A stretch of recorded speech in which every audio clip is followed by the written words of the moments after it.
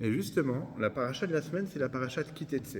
Kitetse, qu'est-ce que ça veut dire? Lorsque tu sortiras en guerre sur ton ennemi. Kitetse la milchama al oivecha. Et la Torah là-bas nous dit les comportements que les soldats doivent avoir pendant la guerre. Lorsqu'on s'arrête sur le nom de la paracha, Kitetse, lorsque tu sortiras, ça montre sur tout le contenu de la paracha. Ici, on parle d'une sortie, sortir en guerre. Alors malheureusement, aujourd'hui, la guerre, c'est redevenu de l'actualité. On parle de ça, on parle même trop de ça. Mais concrètement, qu'est-ce que ça représente, la guerre? Pourquoi un peuple doit sortir en guerre? Rachi dit, ici, on ne parle pas d'une guerre obligatoire, on parle d'une guerre réchoute. Réchoute, ça veut dire permise, ça veut dire que ce n'est pas les guerres que Dieu t'a demandé de faire contre Amalek ou contre les 7 peuples, c'est une guerre que le roi il a décidé qu'il fallait faire cette guerre-là, et donc il a jugé nécessaire, et donc il demande la permission s'il faut sortir en guerre. Quand il a la permission de Dieu, à ce moment-là il sortira. Quel rapport avec la rentrée? Et quel rapport avec le mois d'Elul qu'on se trouve actuellement? Parce que la rentrée aussi, elle est mitigée avec les préparatifs du mois de Elul et les préparatifs de Tishri. Il y a Rosh Hashanah qui arrive, il y a Yom Kippour qui arrive, il y a Sukkot qui arrive. On sait qu'on a un mois à la fois chargé, à la fois pour, d'un certain point de vue, un peu stressant, le jeûne, le jour du jugement. D'ailleurs, c'est appelé, on l'appelle Yamim Noraim, les jours redoutables. C'est comme ça que c'est appelé. Et donc c'est tout un mélange comme ça. Et on a besoin de chercher, on a besoin de trouver, de puiser des forces pour à la fois entamer cette nouvelle année-là scolaire, aussi professionnelle et aussi juive. Qu'est-ce qui est écrit dans nos livres? Le mois de Elul dans lequel on se trouve actuellement, c'est le 12e mois de l'année, le dernier mois du calendrier juif. Et dans le calendrier, à la fin du mois, même de l'année civile, qu'est-ce qu'un homme fait, un chef d'entreprise? Il va faire un bilan. Il va faire un bilan pour voir comment l'année, elle s'est déroulée. Et en fonction de ce bilan-là, il va tirer des conclusions, prendre des décisions pour mieux affronter l'année qui va suivre, l'année qui arrive. Le mois de Elul, c'est la même chose. On arrive à la fin de l'année juive et on fait un bilan. Comment cette année-là, elle s'est passée? D'abord d'un point de vue spirituel et aussi d'un point de vue matériel, car les deux sont liés. Et on fait un bilan et on prend sur nous qu'est-ce qu'on pourra mieux faire pour l'année prochaine, pour la nouvelle année. Et d'ailleurs, Rosh Hashanah, c'est le jour du jugement, c'est le jour où on demande à Dieu de nous donner les besoins de toute l'année. Et c'est à ce moment-là que Dieu va nous donner, nous accorder tout ce qu'on a besoin et qu'il va nous juger combien on va gagner, combien on ne va pas gagner. Si chacun regarde l'année qu'il a passée, il va voir des rebondissements dans sa vie qu'il ne s'y attendait pas du tout. Que ce soit au niveau scolaire, que ce soit au niveau sociétal, tous les niveaux professionnels. Et si on te dit, est-ce que l'année dernière, à Rosh Hashanah, à ce moment-là, tu croyais que ça pourrait arriver? Jamais de la vie, ça aurait pu t'arriver. Et pourtant, il y a des choses qui se passent. Et c'est là qu'on voit que c'est Dieu qui dirige le monde. Et concrètement, lorsqu'on demande à Dieu quelque chose, il faut aussi qu'on donne quelque chose en retour. C'est pas du... en hébreu, on appelle ça du shochad, soudoyer. Mais tu veux demander quelque chose, c'est normal que tu donnes quelque chose en retour. Il faut faire ces choses-là. Et donc, le fait de terminer l'année en faisant un bilan et en disant je prends une bonne décision pour affronter la nouvelle année, à ce moment-là, on peut arriver à Rosh Hashanah en disant voilà, Dieu, moi je te donne ça, et toi tu me donnes en retour ce que j'ai besoin. Que ce soit pour le travail, que ce soit pour les études. Maintenant, le plus dur, c'est avoir les forces. Parce que la motivation, on l'a tous, mais au début. Et la question, elle est comment garder cette motivation-là pour tout le reste de l'année? Comment à chaque fois avoir cette motivation-là? Et comment surtout surmonter le Yetzer Hara, le mauvais penchant, quand il vient en nous disant « Non mais regarde, t'as la flemme ». Comment on fait ça? Et il n'y a pas de hasard. Le calendrier a fait que pendant le mois de Elul, à chaque fois, systématiquement, on lit la paracha de Kitetse. Lorsqu'on analyse les mots de cette paracha-là, il y a un message subliminal qui est caché à l'intérieur, voire même dévoilé. Ki tetse la milchama al oivecha. Lorsque tu sortiras en guerre, al oivecha, sur ton ennemi. A priori, on aurait dû dire, quand tu sortiras en guerre, contre ton ennemi. Or, ici, on utilise le mot al, qui veut dire sur. Pourquoi on dit quand tu sortiras en guerre sur ton ennemi? Le rabbi l'explique. Parce que lorsqu'on fait la guerre contre le Yetzer Hara, le mauvais penchant, du moment que tu décides de dire « je vais en guerre », je ne me laisse pas faire, je ne me laisse pas embobiner, je ne me laisse pas tirer vers le fond, je décide de combattre le Yetzer Hara, à ce moment-là, tu es déjà dans un niveau de hal sur ton ennemi. Tu l'as déjà gagné. Unetano Hashem Elokecha beyadecha, la suite du verset, c'est quoi? Et Dieu, Hashem ton Dieu, va te le donner dans ta main. Ça veut dire que quoi? C'est-à-dire que le mois de Elul, à la fois on fait un bilan, à la fois on a cette force-là, et à la fois on te dit, toi tu as juste à prendre la décision d'y aller ou ne pas y aller. Mais sache que si tu prends la décision d'aller, de dire je vais combattre mon Yetzer Hara, je vais combattre mon mauvais penchant, je veux créer cette motivation-là, je veux maintenir cette motivation-là, à ce moment-là Hachem il te le donne dans ta main. Et ça, cette paracha-là, elle tombe toujours dans le mois de Elul. Elul, qu'est-ce qu'on voit? On a un mashal. Mashal en hébreu, c'est dire un exemple, qui est ramené par le Rabbi Shneur Zalman dans l'Écoute Torah et qui a été repris par plusieurs rabbis, mais aujourd'hui c'est devenu un message repris et diffusé par tout le monde. C'est quoi cette parabole-là? C'est la fameuse parabole du roi et dans les champs.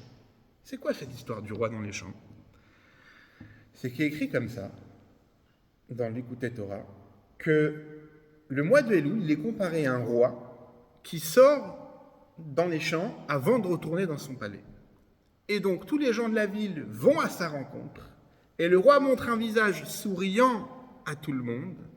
Et là, quelque part, on peut demander tout ce qu'on veut au roi, et le roi, il est de bonne humeur. Et il faut en profiter avant que le roi retourne dans son palais, et que là, dans son palais, il va devenir inaccessible pour les personnes lambda. Le mois de Elul, dans toutes les communautés, on rajoute quelque chose. Chez les Séfaradim, on commence à dire les Selichot, depuis Rosh Chodesh Elul, pendant 40 jours. Chez les Ashkenazim, on rajoute les David Hashemori, on sonne le chauffard, on rajoute 3 Télim tous les jours du mois de Elul. Et donc, on ressent chacun le mois de Elul différent. Pourquoi?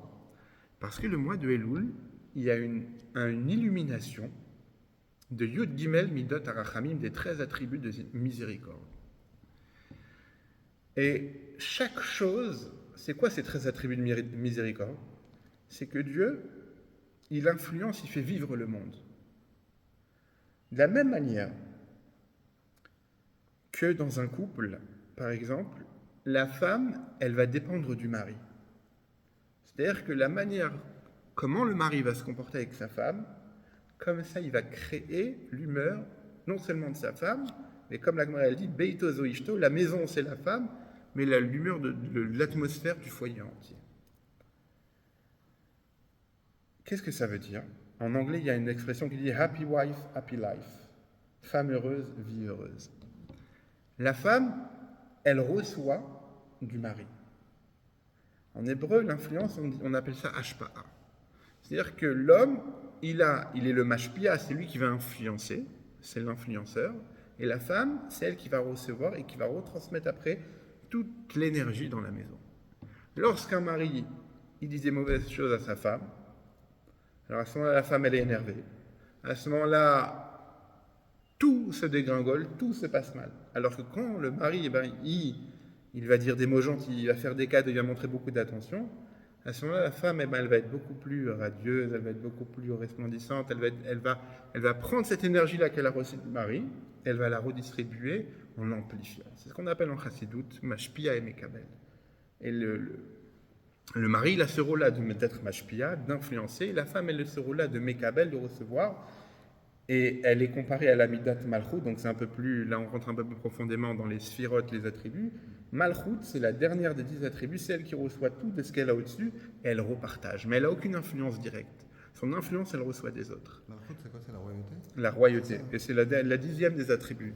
Et donc la femme, en réalité, elle reçoit ça et elle redistribue. Pourquoi je parle de ça? Parce qu'on sait tous que le lien entre Dieu et Israël, c'est comme un couple.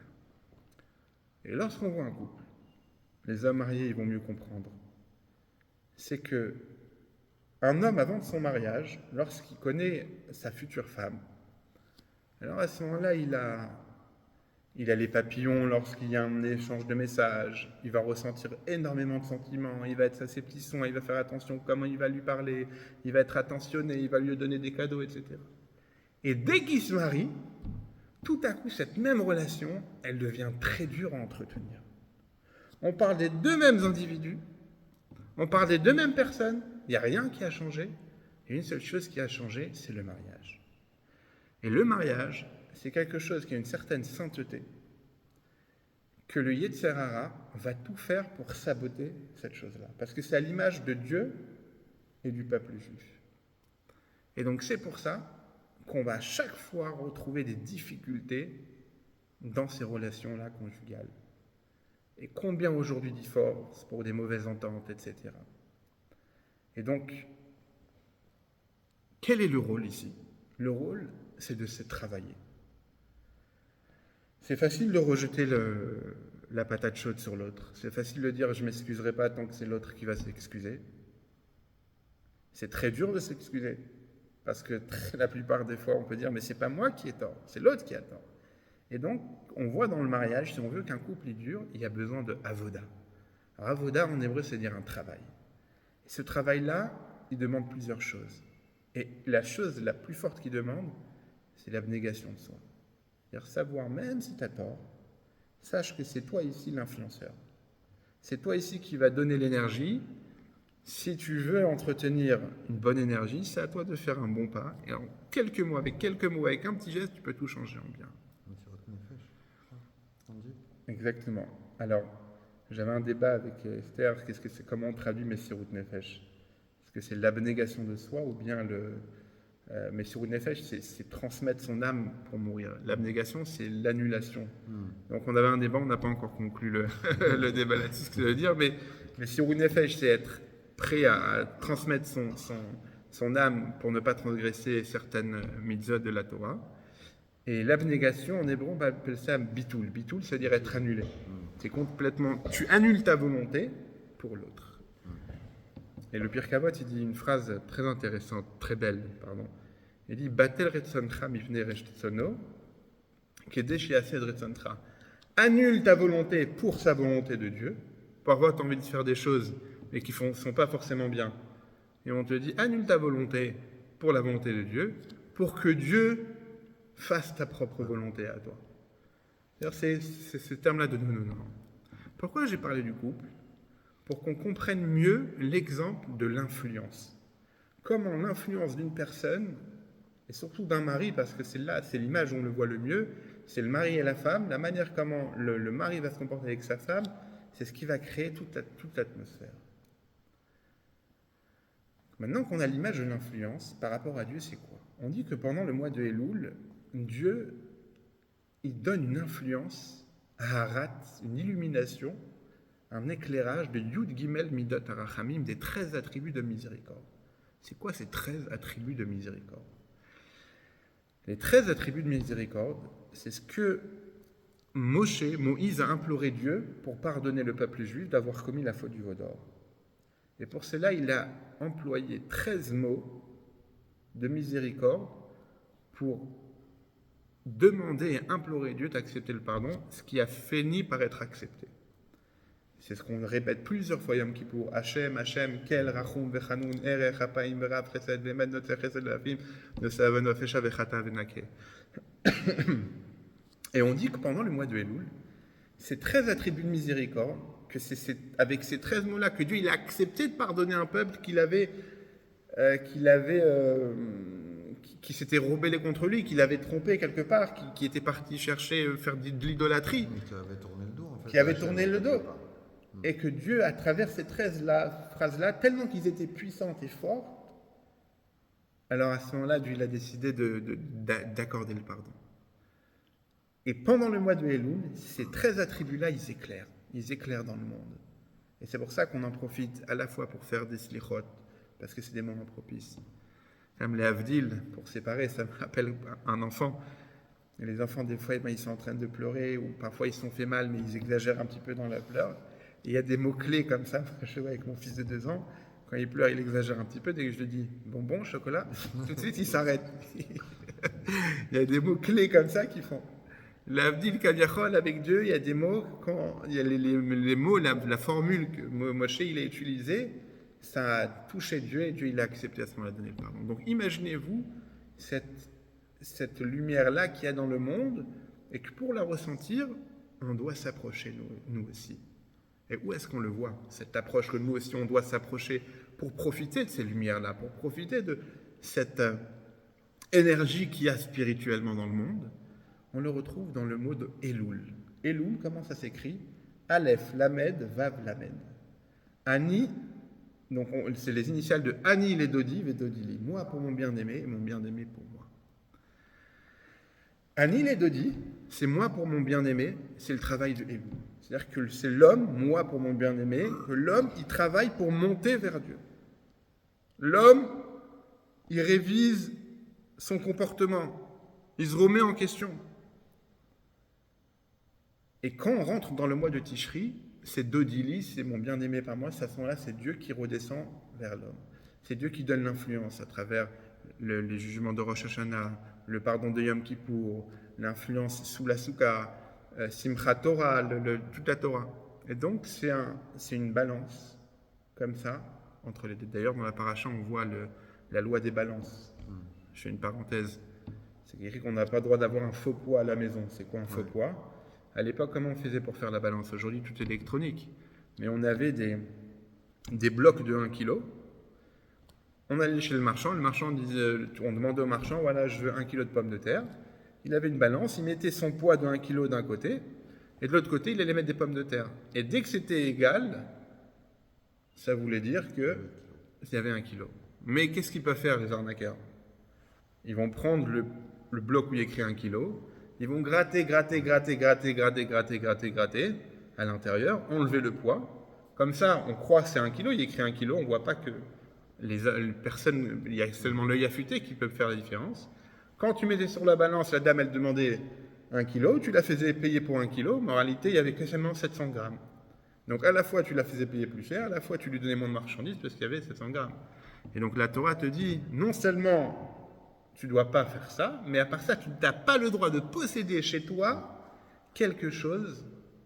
Tu n'as pas le droit de posséder chez toi ces pierres-là, si elles sont endommagées et abîmées. Et je me rappelle à l'école qu'on avait étudié ça. J'avais un copain de la classe. Il avait ces poids-là chez lui à la maison. Son père, il était antiquaire. Son grand-père, pardon, était antiquaire. Et il avait ces poids-là. Et le professeur lui a dit, il faut que tu les enlèves de la maison. Ouais, tu n'as même pas le droit de les posséder. Ouais. Parce que c'est possible qu'avec le temps, avec l'usure, il y ait un peu de poids qui est parti. À force de gratter, tu pousses, etc. Même si tu as quelques grammes qui manquent, tu transgresses une loi de la Torah. Je me rappelle, le professeur avait dit. De ne pas les posséder, en fait, c'est pour ne pas être tenté de les utiliser. Ouais, apparemment, c'est deux mitzvot différents. Tu n'as pas le droit de l'utiliser, tu n'as pas le droit même d'en posséder chez toi. Et comment on a rajouté, pourquoi on a cette mitzvah-là en plus de tu ne voleras pas? Parce que c'est du vol en fait, on sait pertinemment que c'est volé en fait. On vole 300 grammes s'il pèse. Pourquoi on a rajouté depuis cette mitzvah? Voler, ça peut être de manière explicite. C'est-à-dire que dans la rue, je t'attrape ton téléphone, je me sauve avec, ça c'est un vol manifeste. Voilà, ça peut être de manière manifeste. Ça, c'est plus subtil. Là ici, c'est de la tromperie. Ouais. C'est même pas du vol, c'est de la tromperie. C'est-à-dire que la personne qui s'est fait tromper ne peut jamais s'en apercevoir. Et donc, quand la Torah te dit, même dans ta maison, tu ne dois pas posséder de telles pierres, c'est pour te dire que tu ne dois pas avoir la malhonnêteté, même à l'intérieur de chez toi. Ne pas avoir la tromperie. Donc, je parlais de balance parce que Elul et Tishri, ces 2 mois-là qui se suivent et qui coupent à la fois une année, à la fois une autre, qui font rentrer une nouvelle année, c'est cette balance-là. Nous, on donne et à la fin, on va recevoir. Et ces forces-là, pour affronter, terminer cette année-là, commencer une nouvelle année, on les a. Pourquoi on les a? Comment on peut les avoir? Parce qu'on décide de les avoir. Parce que je décide, donc j'ai la force. Du moment que tu as décidé, oui, je vais me battre, à ce moment-là, on te donne les éléments, la force pour te battre. Dans la paracha de la semaine, on voit aussi une autre mitzvah que tout le monde connaît, que même les non-juifs connaissent, et pas tout le monde connaît la raison exacte. De quelle mitzvah on parle?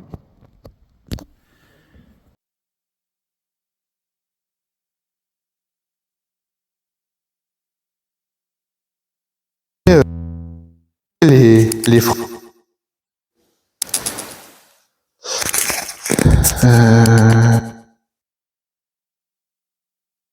Attends, la connexion, voilà, c'est bon.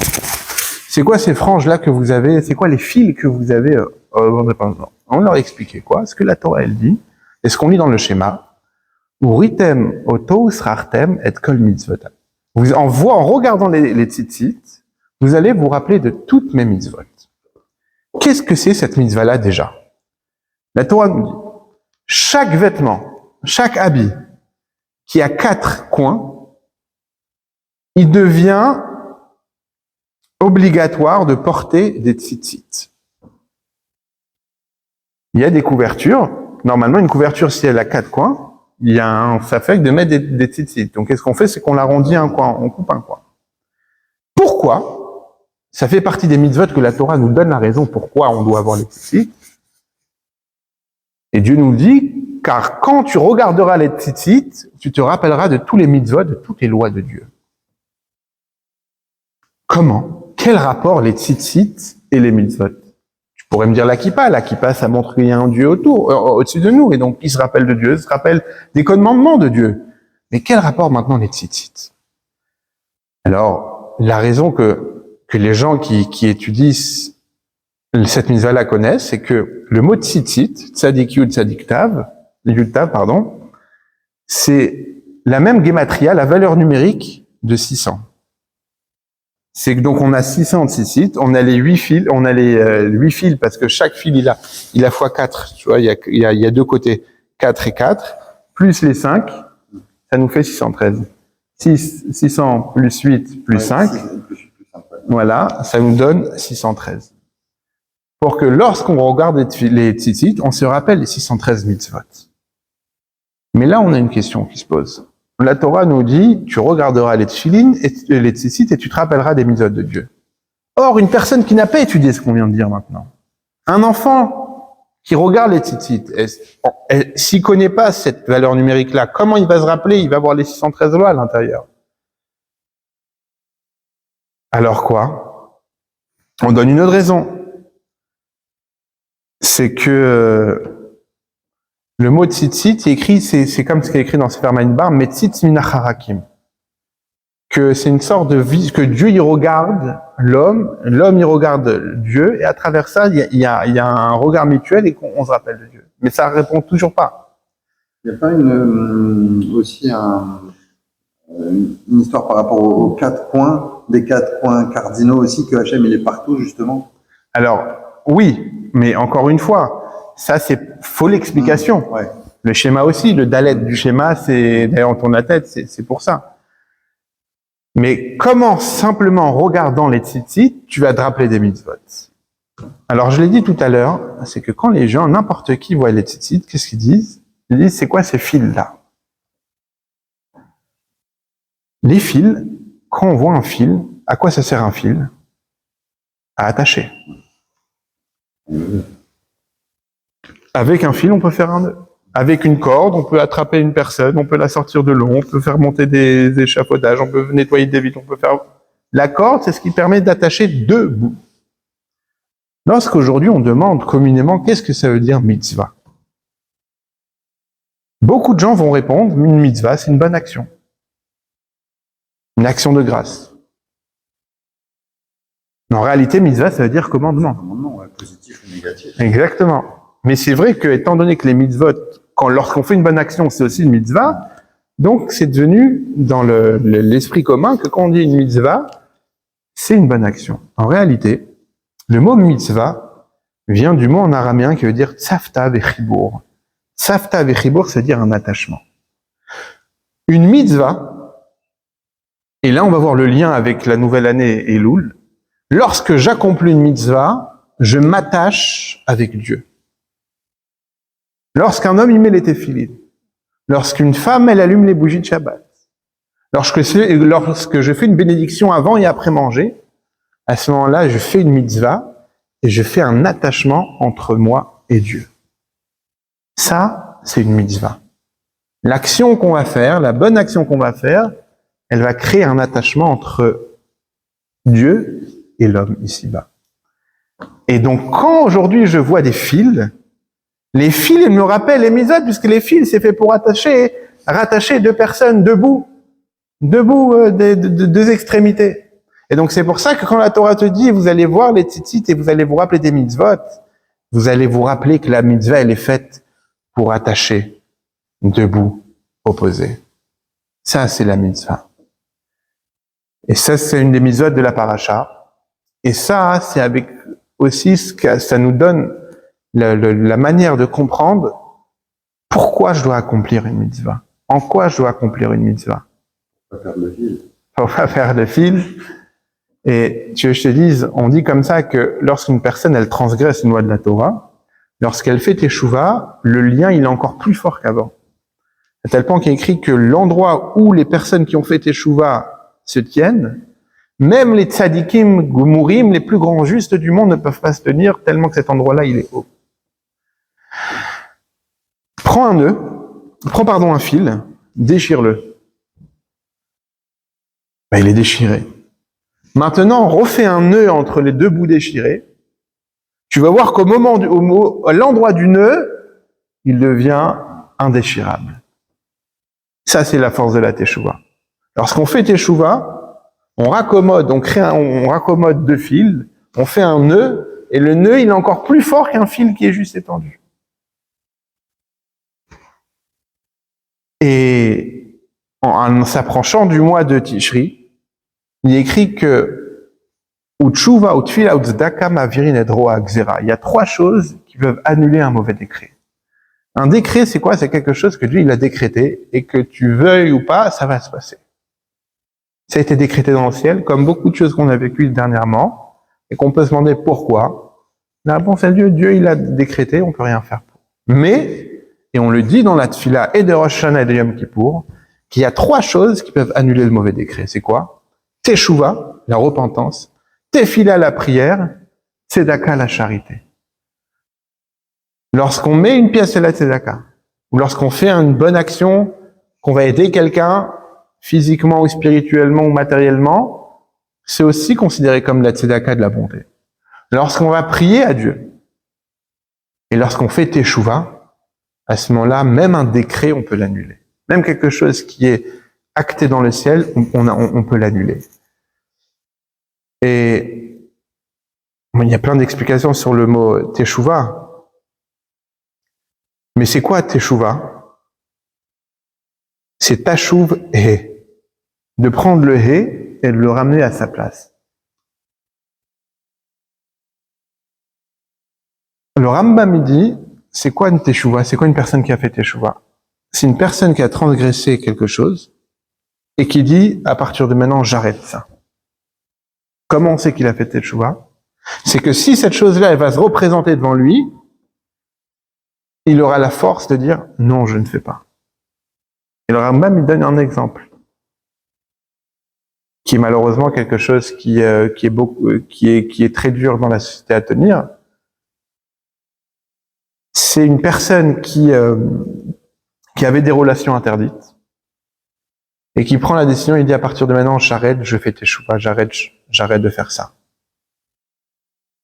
Si la chose, elle se représente devant lui, il est face à une séduction quelconque, et il dit non, je ne trébuche pas, comme on a dit tout à l'heure, il sort en guerre, il dit non, je sors en guerre quand tu me diras, cette fois-ci je ne tombe pas dans le trou, là, ça s'appelle teshuva. Alors, il donne un exemple, il dit maintenant, si cette même personne-là, elle a atteint l'âge de 80 ans ou 90 ans, elle est vieille, elle n'a plus la même force, la même fougue qu'elle avait lorsqu'elle était jeune, et que la faute se représente à lui et qu'il la commet pas, c'est pas parce qu'il a eu la capacité de le faire, il l'a pas fait, il le fait pas parce qu'il est vieux, il a pas la force de le faire. Donc ça, c'est pas considéré comme une dorée de chouva. Qu'est-ce qu'on voit de là? On voit ce qu'on a vu tout au début du cours et on va terminer là-dessus.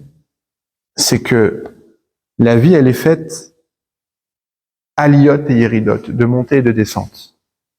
Tu as parfois des occasions que tu as ratées, et elles reviennent. Et donc, tu vas sauter dans le train pour les avoir. Tu as parfois des fautes que tu as commises, et que elles te poursuivent toujours. C'est pour ça que d'ailleurs on dit dans la prière de Harvit, la prière du soir, on dit va ser Satan milfanenu mecharenu. Retire-nous le Satan, le mauvais penchant, milfanenu de devant nous, qu'il soit pas sur notre chemin, ou macharenu de derrière nous. On demande à la chassidoute pourquoi derrière nous? Parce qu'il y a ce Yetzer Hara là qui vient te dire, qui te rappelle ton passé. Et le Yetzer Hara qu'il est là à te rappeler ton passé, lui, c'est le plus dur. Je dis mais regarde pour qui tu te prends. Et t'as oublié ce que tu étais. Et ça, c'est le pire. C'est celui qu'on demande à Dieu, enlève-le nous. Mais malheureusement, il y a parfois même des gens qui parfois font le travail de Yetzer Hara et veulent nous rappeler notre passé pour nous empêcher d'avancer. Et là vient le message de la paracha. Il dit, sache que tu es le seul à décider. Qui t'étais. Dieu, il parle au singulier. Il dit pas qui t'étais ou quand, lorsque vous allez sortir. Dieu, il parle à chacun, chaque individu, chaque homme, chaque femme, chaque enfant. Lorsque tu sortiras en guerre, lorsque tu décides de faire la guerre à ton Yetzer Hara, alors à ce moment-là, tu seras déjà sur ton ennemi et Dieu va te le donner dans tes mains à toi. Que Dieu fasse et que les bonnes décisions qu'on va prendre pour cette fin d'année-là, et comment on va accueillir la prochaine nouvelle année, ça soit d'une manière de Unetanu Hashem Elokecha beyadecha, que Dieu nous la donne dans nos mains à nous, et c'est nous les seuls acteurs et les seuls décisionnaires de notre vie. Chazak u'Baruch.